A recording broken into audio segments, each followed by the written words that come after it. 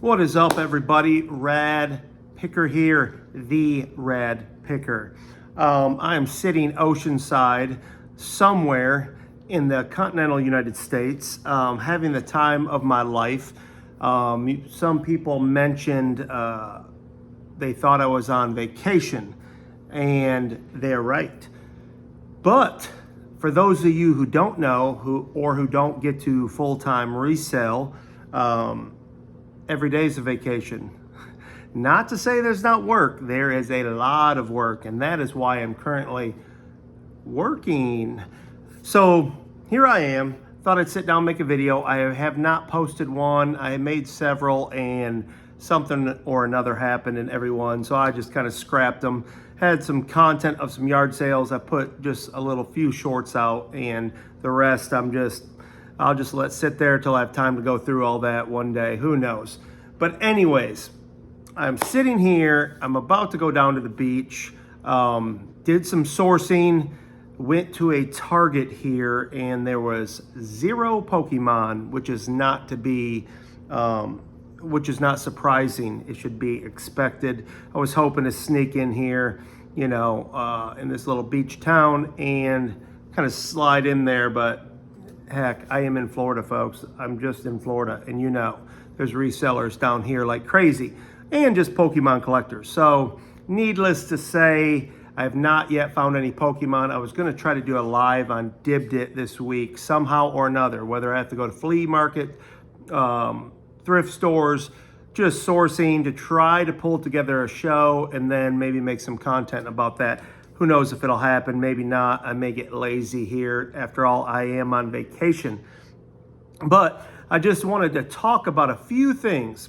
First of all, this week, actually a couple weeks prior, the last 2 weeks, my eBay store was doing really good, especially for me, the numbers that I'm used to, doing very good. I was I know I shouldn't say satisfied, because I could get some criticism from the, conquer the world crowd, but for me, I am living contently. I'm never actually really satisfied, but I live content, which makes me say I am satisfied with being content. But I know from the Wolf of Wall Street crowd that isn't popular to say, but for me, I am doing my own thing, and I believe it's working. I am extremely blessed.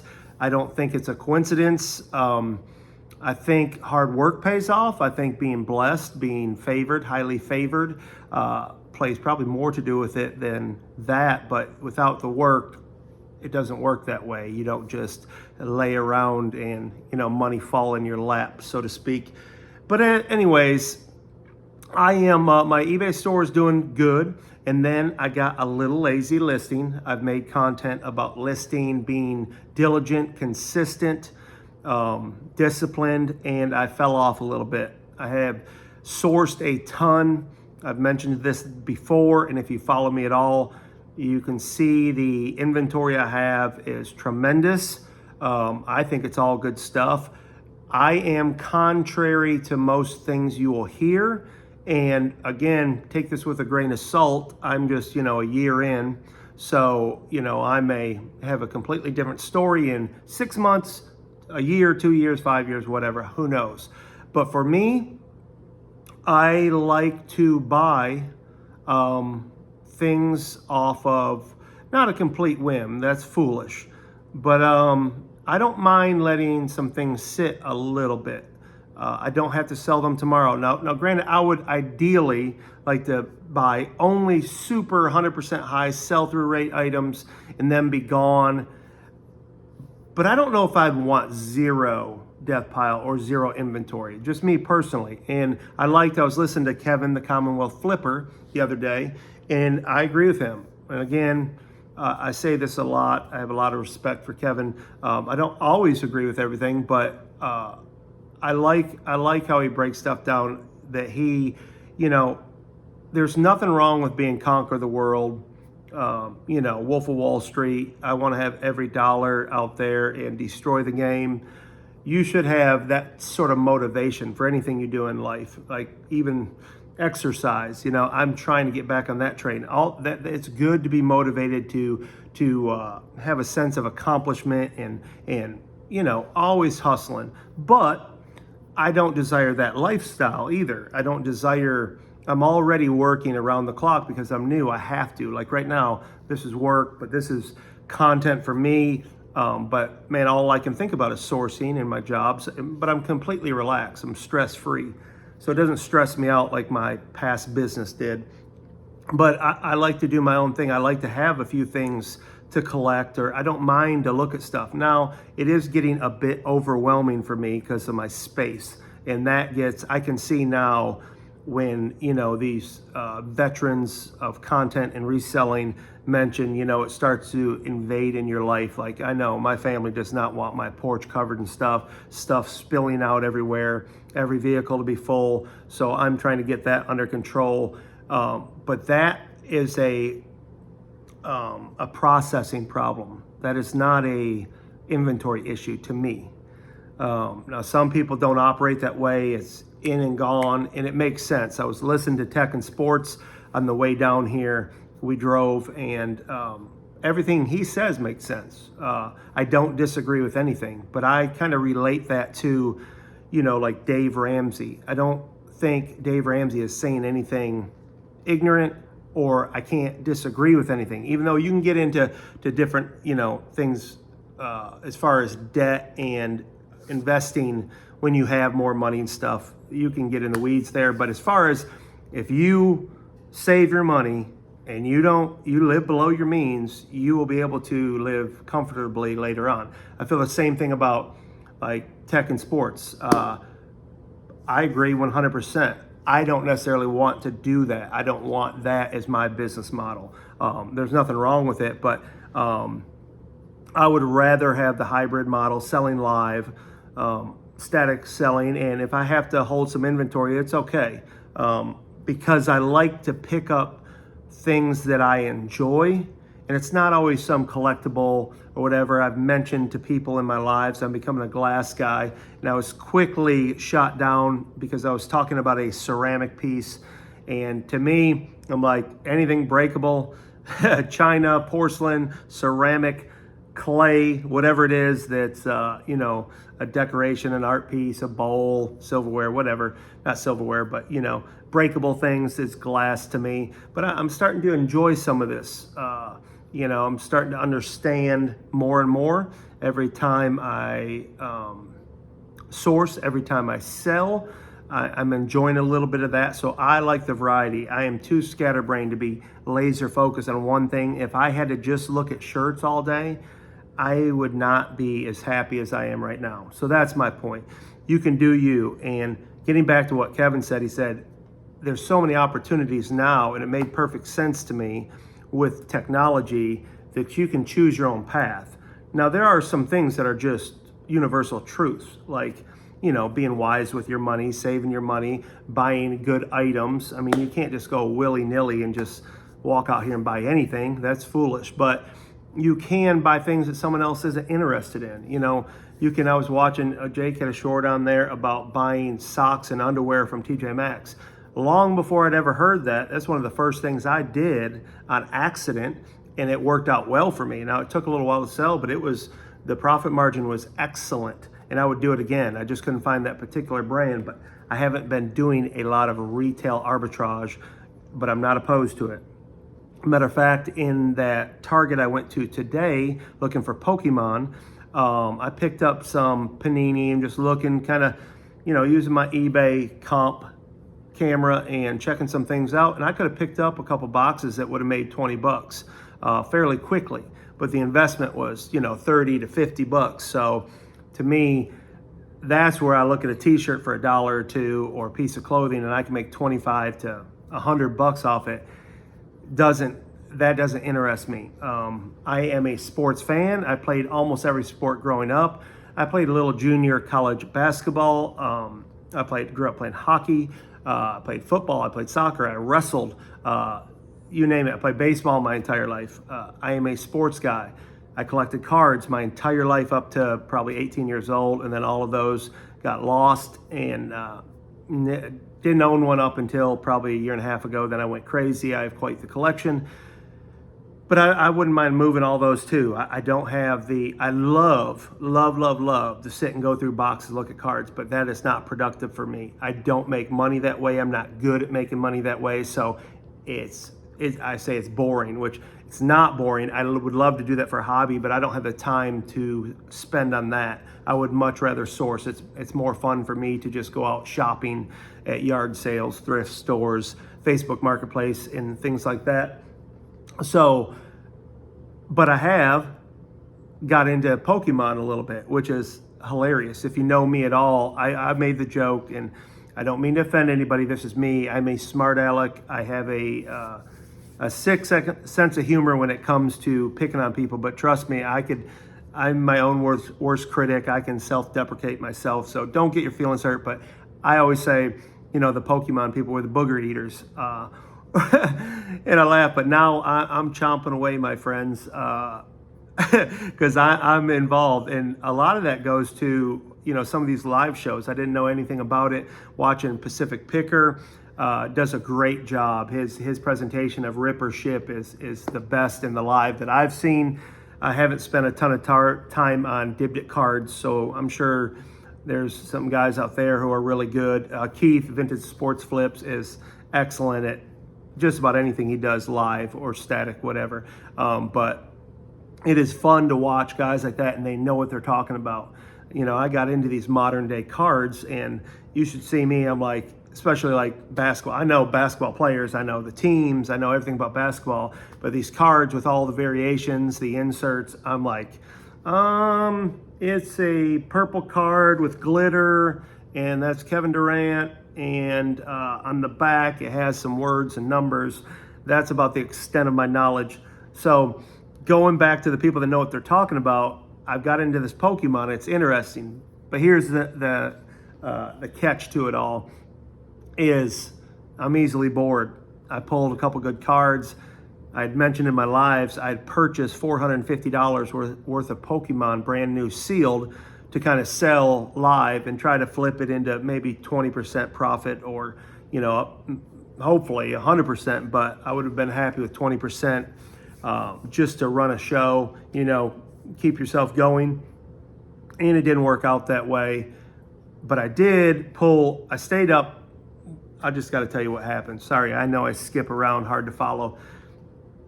I sold several, and it just wasn't the night, which it happens in live selling. It's not always your day. And you got to have, a little bit of that steel will and that grit to get through it. It's easy to get caught up in complaining, but that's the game. You got to understand the game. You can't hate the players. You got to hate the game. But it wasn't my night, so I had a bunch left over. So I stayed up late, and those of you who know me know I'm a night owl. And I started ripping packs myself. Well, the next day I woke up and there wasn't a pack left unopened, wrappers everywhere, and I had piles of Pokemon. And I enjoyed myself immensely.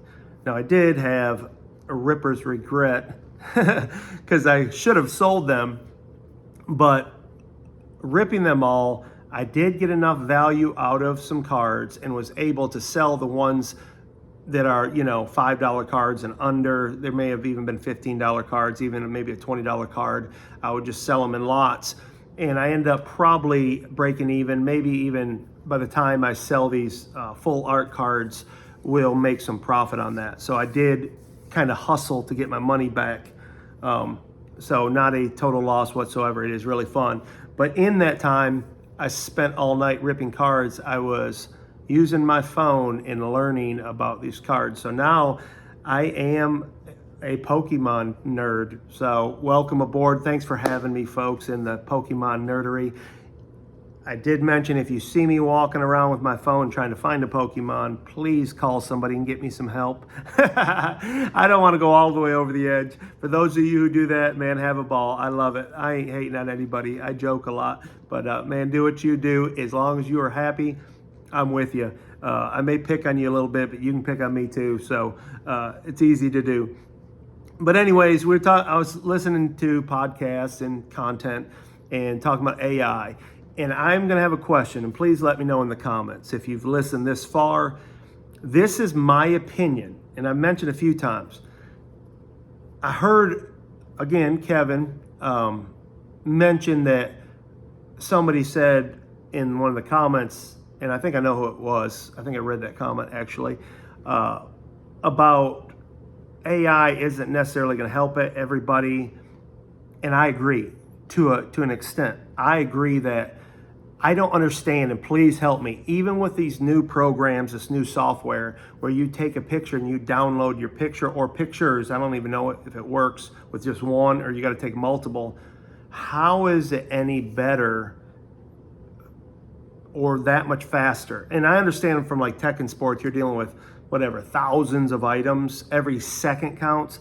Every second does not matter to me. And people may disagree with that, and you can let me know in the comments, but every second, to me, my quality matters more right now. I'm trying to get over this hump of making sure I don't have spelling mistakes because I rush through and I want to get to that next one, and maybe AI wouldn't do that. But to me, I think, and my opinion is, right as of today, if I'm going to take pictures of it, I can hit the AI description and I put the pricing in. I don't see a huge advantage. Now, there's things I may not understand. If it happens to optimize your listing, just like, Google optimization, that's a different story.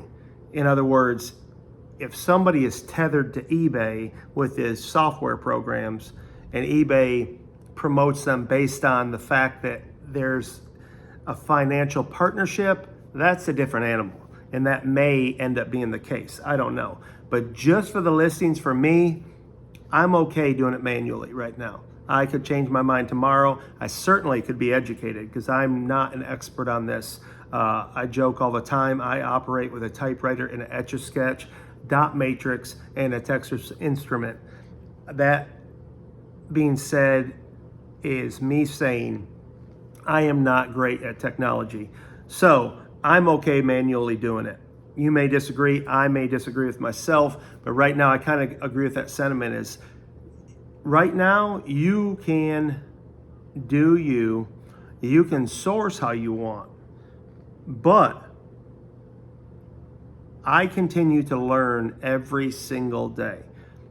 I've changed my mind on a lot of things. I have reverted back to my original thoughts on a lot of things. So if you're in this and you're grinding, man, keep going. Keep doing what you love. I can't speak for everybody's situation, but I heard, the other day, a lot of people getting out because of this. I don't understand the mindset of jumping ship before it's sinking. It's like being on a boat and you hear, there's a torpedo or there's an iceberg and you jump off before. That's not me. If we start taking on water and we can't do anything about it, then, I'll jump ship with you. But for me, I'm new to the game, so maybe my perspective is completely different. But man, for me, it's going good. That's what I'm getting at. The combination of the live selling and the eBay is sustaining me right now. It's enough to make a living to feed my family. I am not getting rich by any stretch of the imagination, but I can certainly see the future as far as how it's going right now, and I can only see improvement. And most of that has to do with me, not with a computer program or tools outside of my control. Not to say that those tools aren't necessary and that I don't need to, utilize any of that. But for me, right now, I can see sourcing, listings, pricing, and of course my processes. My processes need a lot of improvement, a lot. Most of that has to do with space. I mentioned that before, but space for me is my biggest crutch. So I do need to offload things that in the beginning I bought that I shouldn't have. And I guess that's what I was getting to in the beginning about my sourcing and not minding to sit on some things. I have a lot more realization a year later from when I really started to kind of full-time do this. And I could have done away with a lot of it just because it was a good deal. I bought some stuff, but I have sold a gigantic portion of things. Just even this last week, I sold some things I got last June. I don't want to wait a year, but if it was a collectible, a piece of glass that really had value, it wasn't necessarily a high sell-through rate, for me as of today, I would buy again. I would, because I don't mind knowing I have a piece of something that's valuable that will sell. Now, versus something that's never going to sell, or you're going to have to discount, half off or whatever to get rid of, that's a different story. But I'm talking about things with a slower sell-through rate that hold their value. They may not be as in demand, but for me, they're a collector's piece and it's worth holding. And that will not include any Norman Rockwell plates or precious moments. So just so you know, I'm out of the figurine game. I've learned my lesson. I learned my lesson with Beanie Babies, even though I have sold some. But I learned my lesson. I get it. It doesn't take long to find out or figure out, the things that are quick traps. People ask me what I sell the most of: Bibles and DVD VCR combos. I do well with glass paperweights. What was the other thing I was thinking of? It's going to slip my mind. But anyhow, vintage radios, especially the plastic ones from the 60s, 50s and 60s. The wood ones aren't as good, but you can do your homework on those. But anyways, just my thoughts. Sitting here by the beach, I'm going to go out here and get really sunburned, enjoy myself and my family. They're probably down there waiting for me. I did get a safety lawn darts. It's just a big rubber ball at the end. Can't kill you, but we're going to play lawn darts here. So holler if you hear me. But I hope you're having a good day. I hope your business is thriving. I hope you're staying positive. I hope you're having a blast picking. Man, if you're in this game, if you've been in it for longer than me, shout at me. Give me some advice. Glad to hear it. I will bring up, though, this is funny. I'm not going to end here. I'm going to drag this on. My topic I was going to speak about and just reminded myself is advice. I am old enough to know that you should sometimes shut up and listen. You should listen to people, whether they start off with, it sounds disagreeable, they may tell you something that you didn't know. So I'm old enough to know that. However, unsolicited advice is something that irks me. And I'm not saying because, I'm bullheaded. I've heard people say that, oh, you know it all.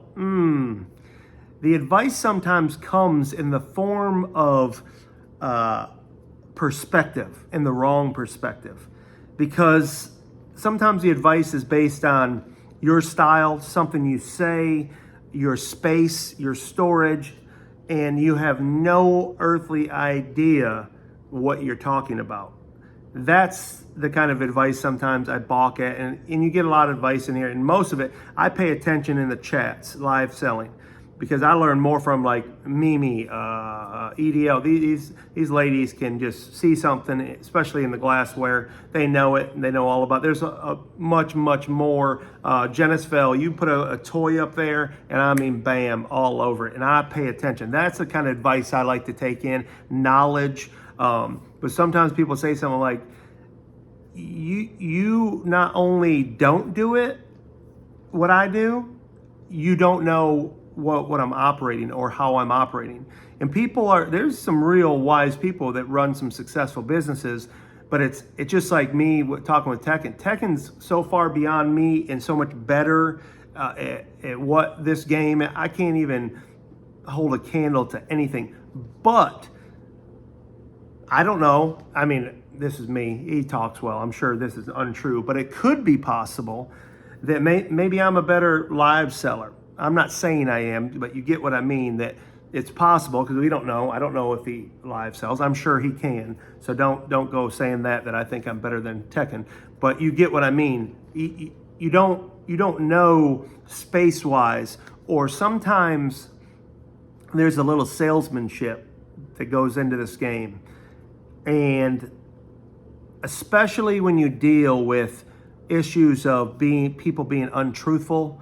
You know, when they're selling something, they're trying to lead you astray, saying something's worth $100 when it's worth, 15. You know, it's one thing to be wrong. I'm wrong all the time, but it's another thing to purposefully try to inflate something to try to cheat people. That's what it is. Let's not skirt the issue. It's cheating and lying. I'm not a fan of that. But there is something to say about salesmanship, about warming a room up, about people understanding I'm really open about my flaws. Some people say you shouldn't do that, and maybe they're right, but they also don't know that shows honesty. And some people may be calling BS here, but that is my opinion, that when you are vulnerable and you're not putting on a facade or playing a character, that honesty comes through. And you would be surprised at how many people messaged me and said, I appreciate your live shows because you seem genuine and honest. That means more to me. My name means more to me than any sale I could ever make whatsoever. So on that side of things, when you are giving advice, remember, you might not operate the way I operate. And I'm not saying don't ever give me advice, but I wanted to touch on that because sometimes you just get caught in these chats. People can't talk back. Same thing when I'm in somebody else's live chatting. I'm misunderstood because I had, you're in there and I talk a lot. So people are like, what? But you can't convey yourself properly. But I get the chance to sit in front of this camera and make a little content and talk to you guys live. So I get to explain myself. So that's a bonus. But again, for me, man, please, you're in my lives, give me the advice. If you see something that I'm selling and I even misspeak, people have done it before, I am fine with that. The other night I was running plates. I'd found some cabbage plates. I'm learning about the cabbage. Follow the cabbage, folks. But I call it, Lotus. It's a Lotus, the T's built into the tree on their logo. And PB said, that's Lotus, Scott. And I looked at, duh, it's Lotus. No problem with that whatsoever. Matter of fact, I don't want to walk around dumb. I would rather be corrected. If it's embarrassing for half a second, it's better than being embarrassed the rest of your life, or people saying, this idiot is never going to learn. So things like that are great, but I know I sidebarred there. But anyways, staying positive, staying picking, staying radical. That's what this channel is about. Thank you. Please like, share, subscribe if you love this content. If you don't, if there's something you want to hear about, let me know. Again, I'm a newbie. We're walking through this thing together. A lot of you that are subscribed are way better resellers than me.